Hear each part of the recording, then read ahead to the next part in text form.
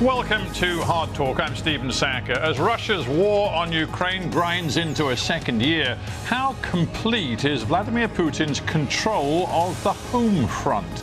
Critics of the war risk prison, independent media outlets have been closed down, and the Kremlin propaganda machine has been supercharged. But thanks to the internet, the costs of this war cannot be entirely hidden from Russian eyes.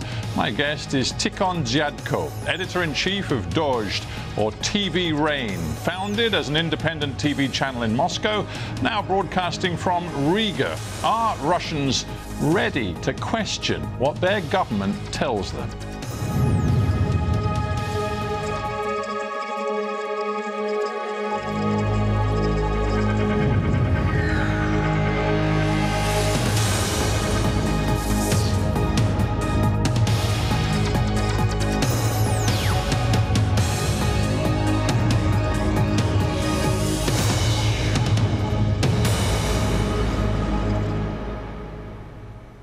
Tikhon Dzyadko in Riga, Latvia. Welcome to Hard Talk. Thank you so much for having me here. It's a great pleasure to have you on this show. Now, it strikes me this past year has been one of extraordinary challenge and disruption for you at TV Rain. The reason, I guess, is simple. Vladimir Putin would like to see you cease to exist. How close to ceasing to exist has it come for you? Well, we can say that last March, TV Rain or Dozhd died. We were out of air for 4 months because at the beginning of March we were forced to leave the country, and most of our journalists left the country, and TV station stopped operating. But then in July we decided to relaunch TV station here in Riga, and also we have a studio in Amsterdam, because we know that millions of people in Russia, they are eager to get independent information, primarily about this war, but about the situation in Russia as well. How do you know that?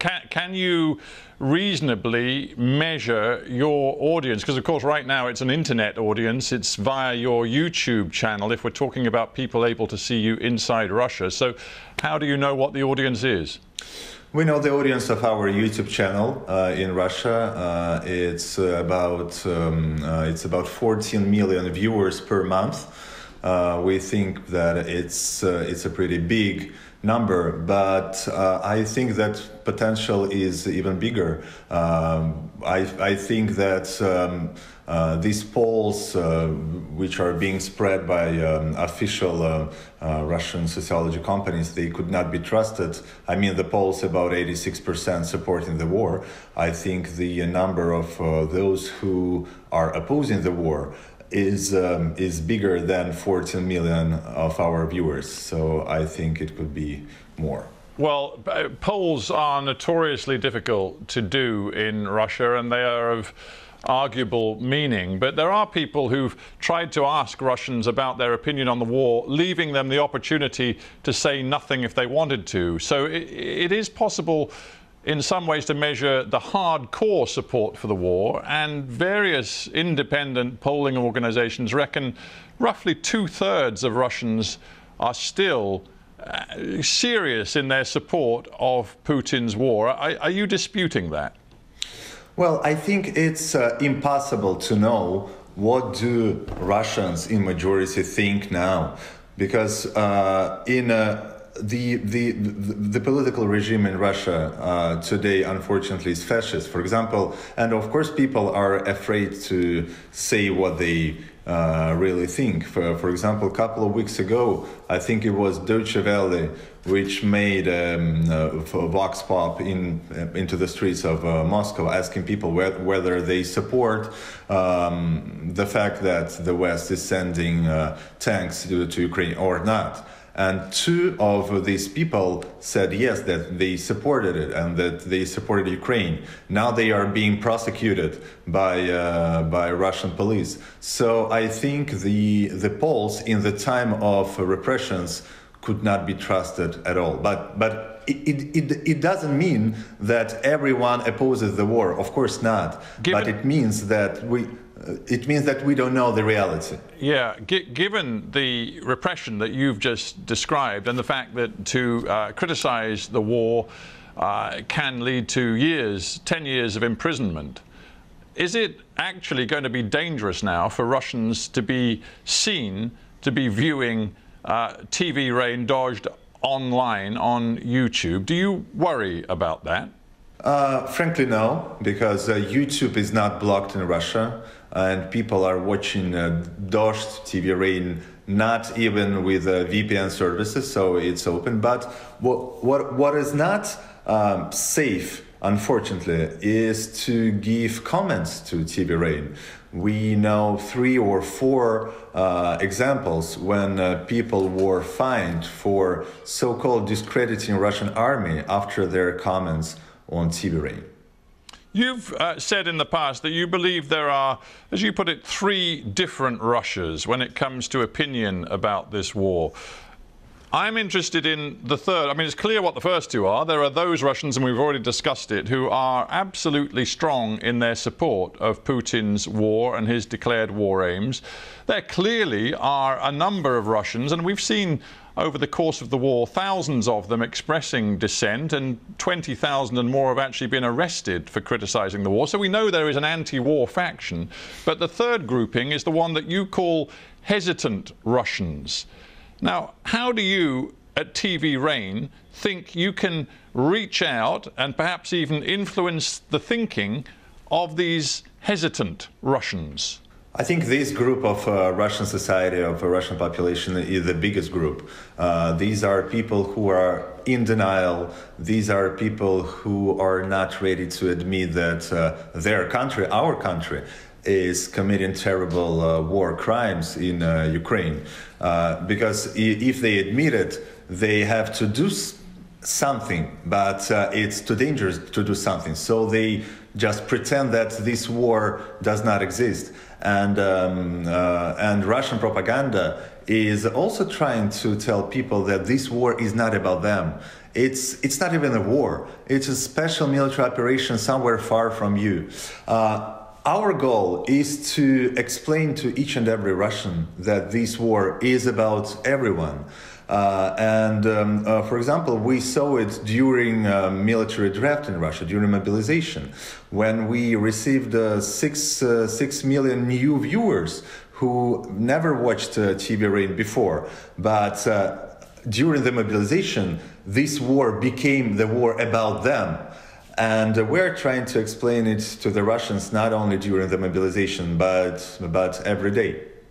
Isn't the truth, though, that the messaging you can put out on your YouTube channel pales into insignificance when one considers it and compares it with the power of the Russian state media machine? I'm thinking of the power of individual commentators like Vladimir Solovyov, who, of course, we all see thanks to the internet, delivering his daily diatribes to the Russian people on one of the most important primetime shows that's aired across Russia. He rails against what he calls the fascism coming from NATO, the US and the Europeans. He says the Russian motherland is under threat. He says that if NATO and its forces win, then satanic forces will be unleashed that will undermine Russian values. Russians see this every single day. Isn't that where the power lies? Of course, Russian propaganda is very powerful, and it has been powerful over the last 20 plus years. Also, it's very professional because they have a lot of money to produce these shows. But I think that, and we see it, for example, when we read the Telegram channels of those who support the war, we see that some ideas of propaganda, they are not being bought by the audience, because the reality is completely different from what they are saying. If we look at how Russian propaganda has been describing this so-called special military operation. At the beginning, it was a special military operation to demilitarize and denazification of Ukraine. Then Russian propaganda was telling that this special military operation has to stop NATO from approaching to Russian borders. But then people see that Finland is going to join NATO and that borders with NATO will be even bigger. Then Russian propaganda tells some stories about Russian values and how the West is trying to destroy its values. So the idea is changing every month, and it looks like a lot of people are not buying this anymore. Is there a generational split here within Russia and Russian public opinion? I mean, mindful that for a start, probably the audience for your YouTube channel tends to the younger element of the Russian demographic. Sure. And there is evidence that older Russians still, many of them, buy into the state propaganda which paints the picture of a greater Russia, maybe a Soviet Russia, which has been unfairly humiliated and which Putin is trying to restore a form of glory to. Older Russians really feel that, don't they? Absolutely, and also I think it's not only about Great Russia. It's also about the time when they were younger. They were young during Soviet time, and I think psychologically it means that they think that if they see bigger Russia with Ukraine and Moldova and Georgia, etc., they would feel like they felt before, when they were young people. But of course, there is this conflict of generations in Russia. Russians who are younger, they don't need this war. I suppose for Ukrainians watching this, there is fundamentally a question of where culpability for this war lies. Does it lie with Vladimir Putin and the machinery of the Kremlin and the state, or in a deeper sense, does it lie with the Russian people? It's a very difficult question. Who is responsible for this war? Of course, there are concrete people who are responsible for this war. Vladimir Putin, Sergei Shoigu, the Minister of Defense, Sergei Lavrov, the Minister of Foreign Affairs, and other people. Then, of course, we should talk about the fact that it happened in our country, and we, as Russian citizens, we let things came to the point where this war became possible. But also, let's talk about how. I mean, just let me interrupt you for a second, if I may. I'm thinking back to the Second World War, to the Nazis, to this idea that many Germans tried to say after the war, we did not know, for example, about the extermination of the Jews, of the scale of the Holocaust. We did not know. Russians can't say, can they, that they do not know about the reality of the war in Ukraine, that Russian forces stand accused of egregious human rights abuses, of war crimes, that systematic allegations of rape, of torture, of extrajudicial killing have been made by independent observers. Russians are aware, are they not? I don't think that all Russians are aware of what is actually happening there, because if you turn on Russian TV, you would see the different picture from what you see on BBC or CNN or TV Rain. But you've just told me that Russians have access to YouTube. They don't have to have special equipment to see your channel. And yes, maybe older Russians aren't watching YouTube every day, but information spreads between families, over dinners. Russians surely, by now, after more than a year of war, they know. I think that, again, it's again a conversation about sociology. We don't know how many Russians know and how many Russians do not know. Of course, now when internet is not blocked in Russia, people could get access to TV Rain, for example. But for a lot of people, it's easier to watch First Channel, Russian state TV. Of course, part of the Russians, they support these terrible crimes, and they think that it's the only way of doing things, and it would be absurd to deny that there is a part of Russian population who perfectly understands what is happening in Ukraine, and they support it, unfortunately. Olesia Kremeychuk is the director of the Ukrainian Institute here in London. She's also a novelist and writer who's written powerful work since the all-out invasion about her own family's experience. She said this to me the other day. She said, "Do I have sympathy with Russians living under Putin? Do I, in a sense, feel that they can be absolved of guilt?" She says, no. Those who are ignorant and decide not to know what the situation is in Ukraine are also making a choice. Even ignorance, she says, is a choice, and it can be morally judged. Do you agree? Well, I think those who support this war, those who choose not to know the truth about this war, I don't feel sympathy to them, but I do feel sympathy to tens of millions of Russian citizens who do not support this war, who were protesting against Putin during these 20 years of his presidency in Russia. But what is also important, and what has to be said also, is that unfortunately over the years the West and the European Union was almost fine with Vladimir Putin doing terrible things in Russia, and not only in Russia. Let's remember what happened after 2008 when Russia invaded Georgia. Nothing happened. No sanctions were imposed after Russia actually occupied 20% of Georgian territory. Just a thought about comparisons. In the last few months, we've seen tens and tens of thousands of Iranians take to the streets of towns and cities across Iran demanding an end to the theocratic authoritarian regime in Tehran.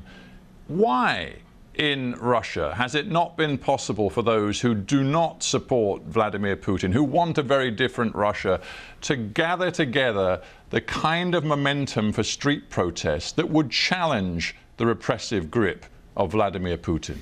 Because Russians were protesting in 2011 and 2012, and a lot of people were beaten by the police, and criminal cases against them were opened. Then it happened in 2016, then in 2019, then in 2021 when Alexei Navalny returned to Russia, and a lot of people But with respect, same in Iran.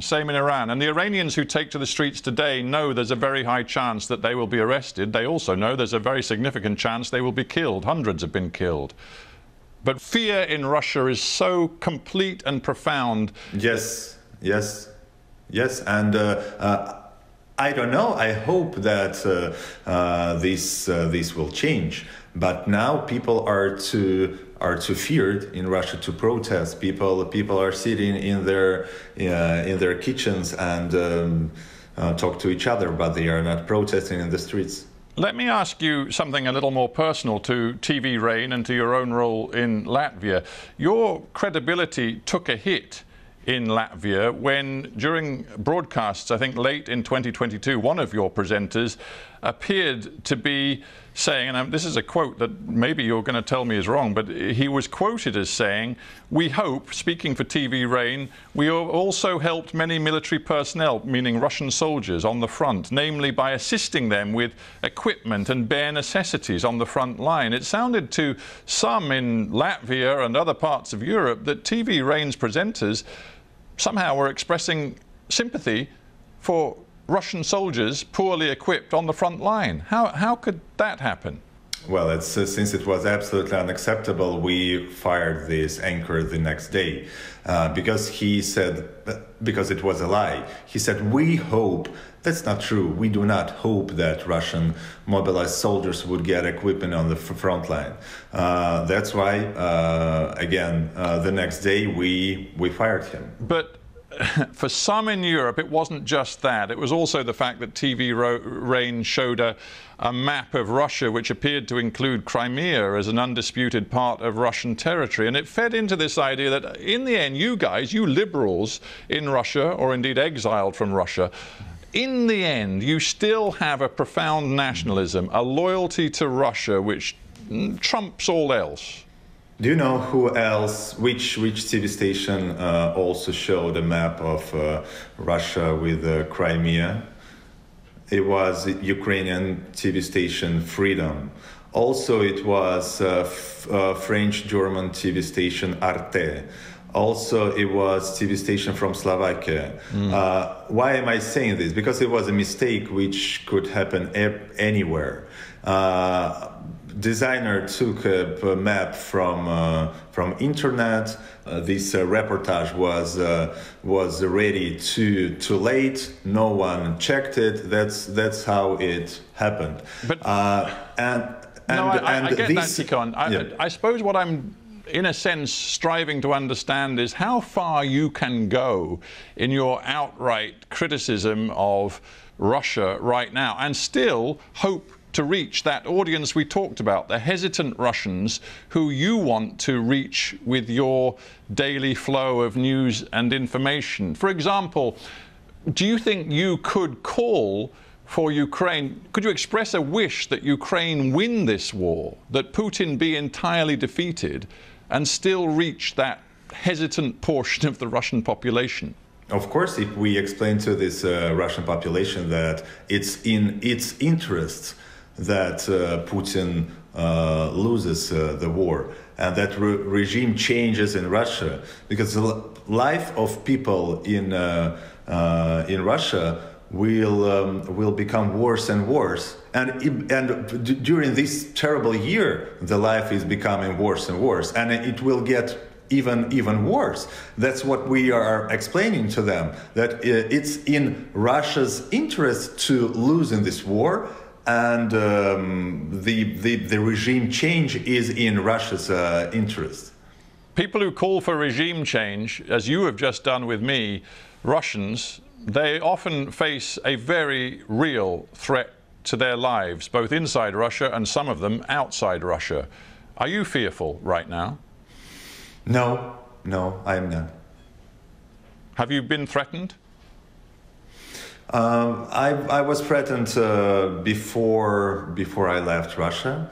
It was the third day of the war, I guess, when I was getting text messages and calls. This year, after I left Russia, I did not receive any threats.